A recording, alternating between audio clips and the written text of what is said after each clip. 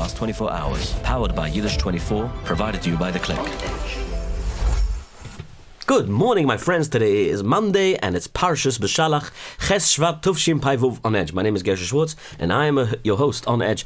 We are back after a break, and thank you all so much for being here today. It looks like the world is waiting for On Edge to be back because nothing much has been happening so far while we were away. All the major stories broke out yesterday and over the weekend. Iran is still in the dark, although being in the dark actually means Makas Choshech. We just had it last week, Parshas Boy, right? Makas Choshech, but it's not a joke because these evil monsters have been doing stuff throughout the Choshech, throughout the Choshech V'Afayla, so the world couldn't see what they did. The evil King Khomeini is hiding somewhere in a bunker, and the count of innocent people killed so far is up to 33,000 people killed. For what? For what? For crying out, for the government, for the economy, for the disastrous economy that they have because of them, according to reports. We will talk about it soon. First, 5-star leasing. Have you ever thought of leasing a car? Leasing a car is not so expensive as you might think it is. Call them on 845-351-0511. And you can WhatsApp them here in the number below, and you can find also the link in the description below. But remember, if you mention On Edge, you get free damage waiver, which is worth $599. You don't have to pay that. The offer expires 1st of February 2026, so hurry up and call 5-star leasing today. Okay, now, there is still a major winter storm called Winter Storm Fern across the United States. And I'm in it too. Well, I'm still waiting for the people to dig me out. 18 inches of snow, 12 people have been killed, reportedly, and more than 1 million people have no electricity after the major, massive winter storm that hit 34 states in total. The storm is named, like I said, Winter Storm Fern, and is moving, I guess when they give it a name, it's serious. Moving across the country from Texas all the way to New England. In New York and New Jersey, people have reported 18 inches of snow. I myself have measured it, as you can see in the picture below. I put my ruler inside the snow, and it's 18 inches.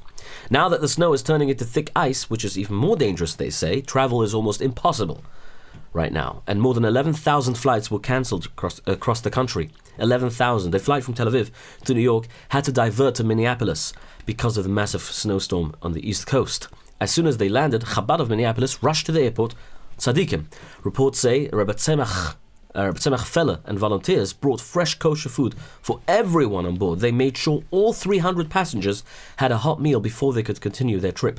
Down in Florida, chaos broke out at the Miami International Airport last night. Thousands of passengers were stranded and were ordered to leave the terminals immediately. Security teams found a suspicious item inside. Chefetz Chashud.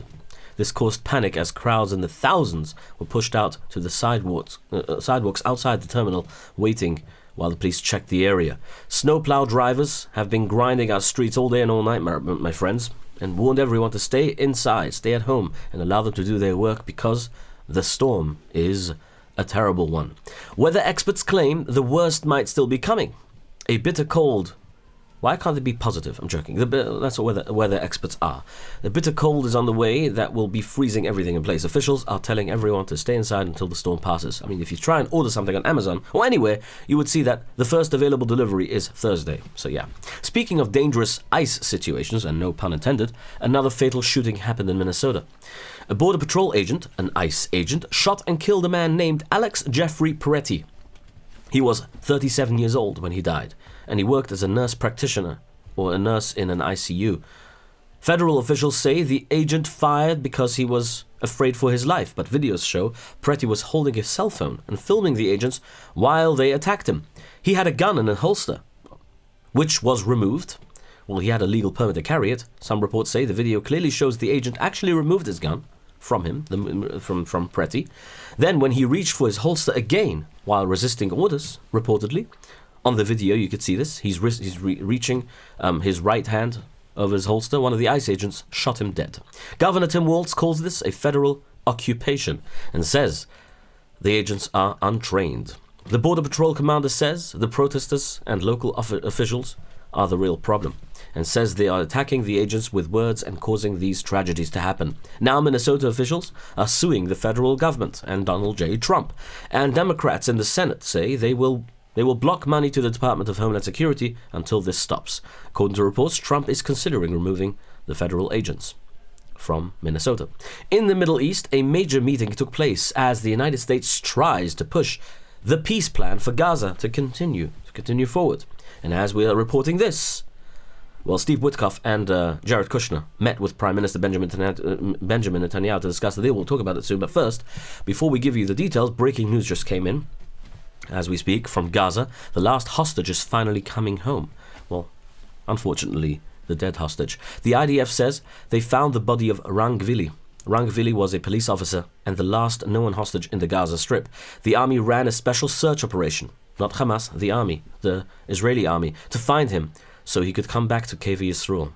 This discovery changes the situation, obviously, on the ground immediately. The Rafah crossing in Egypt has been closed because Israel refused to open it until the last hostage is returned. And as it was, now that the body has been found, the crossing is set to open for pedestrians, and this follows a major meeting this weekend. Trump's envoy, Steve Witkoff, and Jared Kushner met with Prime Minister Benjamin Netanyahu to push forward this deal.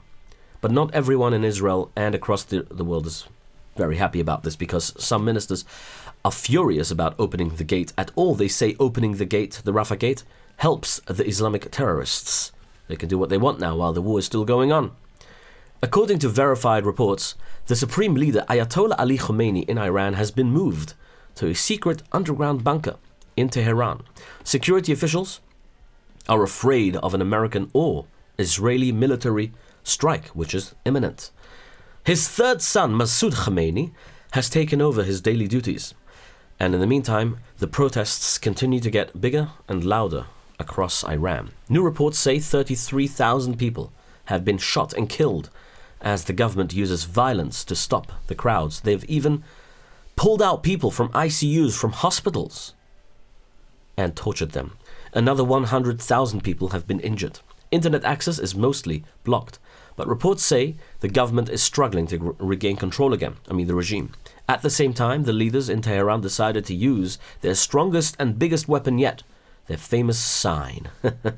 They put up a huge sign in the center of Tehran, of the city, warning the United States not even to think or try a military strike, or else what? They've been doing that. These signs, this is their best weapon yet that they have been using. A massive American fleet is moving toward the Middle East, or moved already into the Middle East. President Donald J. Trump proudly said he sent an armada of warships to the Gulf. He says the ships are there just in case to watch Iran. The group includes the aircraft carrier USS Abraham Lincoln and several missile destroyers. The Air Force is also sending more fighter jets and cargo planes to the region. Trump says he hopes and he does not have to use the force, but he says he's watching the Iranian regime very closely. Many of you have asked about the Crown Prince of Iran and why he does not live in his own country anymore, or why he is in exile in Gulas. Crown Prince Reza Pahlavi left Iran more than 40 years ago, back in 1979. This happened when the radical Islamic jihadists overthrew the government in Iran and removed his father, the Shah, from power. But before then, Iran was a normal, beautiful country where many, many Jewish communities thrived. I don't know if you remember this, but it was a regular, normal, democratic nation. The royal family had to run for their lives to avoid being killed by the new regime. Since then, since the Islamic jihadists took over and destroyed this once beautiful country, the prince has lived in exile, mostly in the United States. He speaks out against the current government, obviously, and says that he wants to bring freedom back to the Iranian people, and he's the one helping people from within fight and overthrow the government. And most people say that he's actually one of the people that pushed forward this force inside Iran to start the protests and start overthrowing the government, the current regime. Before we continue, there's more news about Marco Rubio and other leaders in the Middle East. But first, I am so confused. I think it's time to get organized. Exactly. Oh, hello. What's your name? Sroli Schoenfeld, the business organizer. You know why you're confused? Why? It comes to business owners a lot of times. They have very good strategy. They have good goals set in place. But the problem happens when it comes to the back end of the company is not properly set up. In order to be able to grow and focus on your vision, on your goals, you need to be properly set up in the back end of your company, which means delegation strategies, have the right hires, anything and everything that has to do with the day-to-day operation of the company. Exactly. And this is why you should call 347-939-9959 and Sruly himself will answer the phone and take care of you and your business to make sure that your business is once and for all organized. Okay, mention on Edge, you get a free 20-minute consultation session with Sruly himself. It's time for you to take control of your business rather than allowing it to control you. Again, the business organizer, Sruly Schonfeld, at your service. Again, number is 347-939-9959. You can WhatsApp him. You can scan the bucket right over there as well. You can WhatsApp him right away. He will answer. Email him. Go on his website. Have a look. Explore. Because he will help you understand and be organized in your business. You'll start making money the right way. In other news, Senator Marco Rubio is sending a sharp warning to the Prime Minister of Iraq. Iraq is currently trying to form a new government, for those of you who don't know.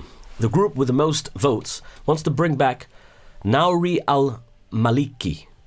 Al-Maliki, the guy, is known as he was the prime minister years ago, but he was forced out because he was too close to Iran. Rubio told the current prime minister that this would be a disaster, and he said that if the new government is controlled by Iran again, it cannot do what is best for the Iraqi people. He warned that this would only help the leaders in Tehran and not the people in Baghdad. Rubio made it very clear that the United States will not support a government that takes orders from Tehran. Speaking of problems across the pond, China's top general, a man named Zhang Yusha, has been accused of giving nuclear secrets to the United States. Listen to this. General Zhang is the second most powerful man in the Chinese military. Reports say he leaked technical details about China's nuclear weapons program to the Americans.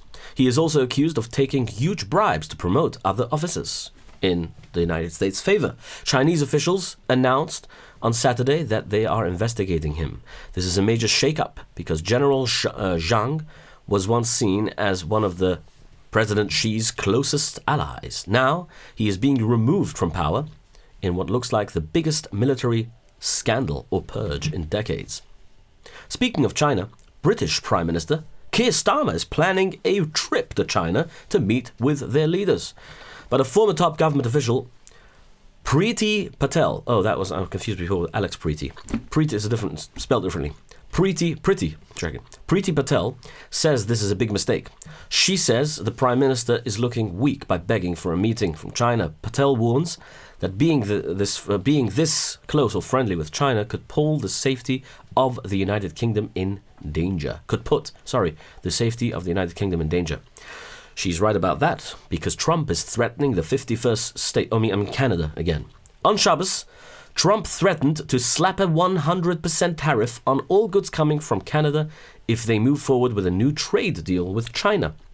He wrote online that if Mark Carney, the Prime Minister of Canada, thinks he can use Canada as a drop-off port for Chinese goods to enter the United States, he is sorely mistaken. Trump warned that China would eat Canada alive and destroy its businesses. Prime Minister Carney hit back on Sunday. He said Canada has no intention of signing a full free trade deal with China. He explained that the recent agreements was only to lower tariffs on specific items like electric cars and canola oil. Carney also said that the new tariffs Trump is threatening would mostly hurt American families by raising prices here at home. This fight started after Carney visited Beijing earlier this month and gave speeches in Davos in Switzerland, where he criticized the American president for bullying its allies.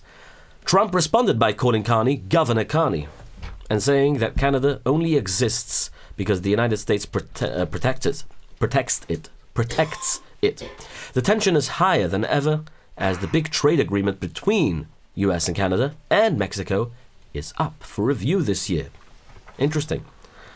President Trump has officially confirmed the existence of a secret new weapon. He calls it the Discombobulator.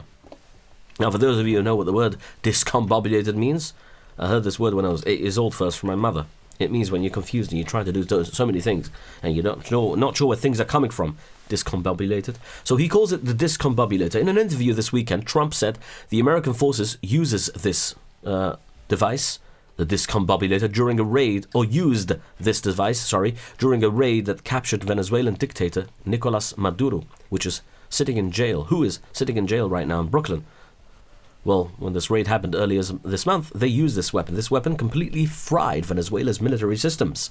The enemy tried to fire their Russian and Chinese rockets, but Trump says the buttons just did not work. This allowed U.S. troops to storm the palace and grab Maduro without facing a missile attack. He did not mention the chemical weapon that they used on the soldiers. Reports say the men had to be carried home in small boxes, in small shoe boxes. What a joke.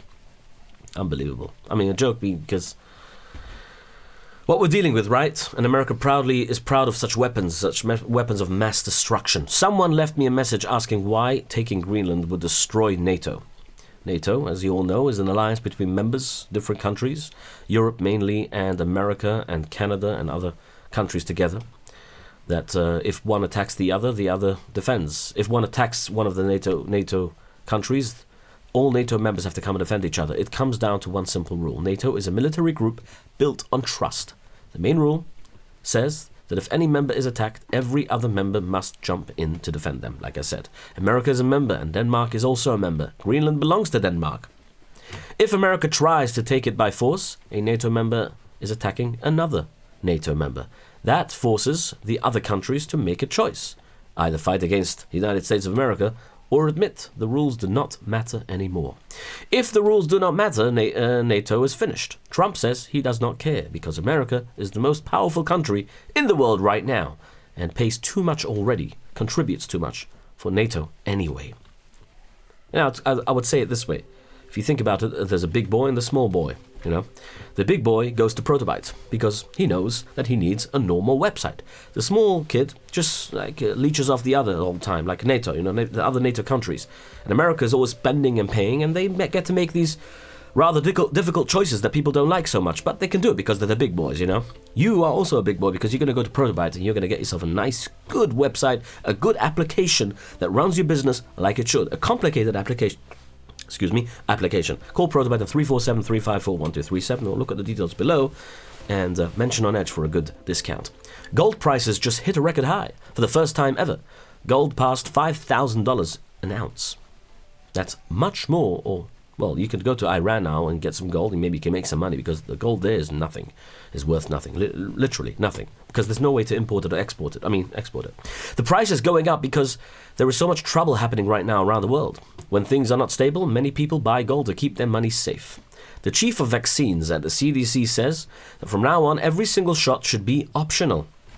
He says no one should be forced to take a vaccine to keep their job or to go to school. This is a complete reversal from how the agency worked for years now. Until now, the CDC pushed hard for strict rules and shots. Now, they say it must be 100% up to the person. In order for me to become citizen of the United States of America, I had to take shots, even though I took them already in the United Kingdom. Speaking of the United Kingdom, is creating its own FBI. They haven't had an FBI until now. They only had, they had a police, and then they had the MI6, MI5. This is the biggest police reform there in nearly 200 years. Also in Britain, the Home Secretary, Shabana Mahmood, the one who swore in with her Quran, is setting a strict new rule. Starting this Monday, police officers must arrive at a crime scene within 15 minutes. If they do not get there on time, they will be punished. Well, it's funny to say, if we report this thing that they swear in with the Quran. I mean, I saw recently someone get swore in with a Gemara in his hand. So, they want to do it their way. Don't judge. Joking. A killer in British prison just made £20,000 in only 7 minutes from inside his prison cell. It's just interesting. His name is Yogurt. Joking. His name is Yogurt Marizai. He's a convicted murderer from Albania, locked up in a high-security jail. Reports say he used a smuggled cell phone to film himself live on the internet, showing the jail and the cell that he's in. And he was only on live for 7 minutes, but people watching him sent him about $25,000. The government, £20,000. The government is now trying to figure out how he got the cell phone. Over 20 Jewish kfurim were vandalized in a Beis HaChaim, which is Barcelona in Spain. Community leaders say this was a planned attack against Jews, against Yidden. It happened after Jew haters published a map online showing where Jewish locations are in the city. Many of the tombstones, the gravestones, were smashed and vandalized the local Jewish community, calls this a disgusting act of hate. Sadly, the only thing landing smoothly in Maine last night was the snow. A small business jet with 8 people on board crashed yesterday evening at Bangor International Airport in Maine. The plane, it was called a Bombardier Challenger 650, was taking off around 7:45 p.m. last night. Witnesses say the jet lifted off the ground, shuddered, and then flipped upside down on the runway, and then rolled over and burst into flames. 6 people were injured after a car smashed into the main. I don't yet know the details of what happened, who died and why they died, and what happened, how the plane how the plane lost control. They're still investigating it. 6 people were injured after a car smashed into the main terminal at the Detroit airport. Crazy things, huh? Imagine going to the airport and a car comes flying in. I mean, chas v'shalom. It happened Friday night at the McNamara terminal in Detroit. A man driving a dark Mercedes plowed right through the glass doors and crashed into a Delta ticket checking counter. Witnesses say the driver was wearing a Detroit Lions football jersey. When he got out of the car, he was screaming things that did not make sense. People didn't understand it. Police tackled him immediately and took him into custody. The 6 people who were hurt are expected to be okay. Officials say the airport is safe, and they think the driver may have had a mental breakdown. Sounds like he took curbside check-in a little too literally. Talking about curbside, I probably think that you could go to Shawarma Delight, which is next to Bingo, and you can get curbside delivery there too. 26 Spring Valley Marketplace. If you go on sdny.store, you can get curbside pickup, or you can get it delivered to your house for free if you live in Monsey. 26 Spring Valley Marketplace. Say on Edge for a free drink. Okay, and YS Capital Group is always there. The answer is yes. 718-831-2168. Yes, I called them the other day, actually, because I myself needed, for someone else, a family member of mine, needed to get access to a loan for an investment, and they answered yes. They didn't even say no. They said, yes, let me see what we can do for you. And they did, and they're doing. 718-831-2168. Arrive Express. People tell me that they only know Arrive Express because, I guess, on Edge. And it's a great thing. It's great feedback. So I need to hear feedback from businesses alike and customers. Please tell us what you think of the show, and also that you have used the services that we advertise here on a daily basis. Rockland, 845-622-1111. KJ, 845-254-1111. Sounds like the only thing frozen harder than the roads in New York is the internet in Tehran. And with that, my friends, we will end today's segment. Have a wonderful day, and we'll see you again tomorrow. Your daily report of the news of the last 24 hours. Powered by Yiddish24, provided to you by The Click.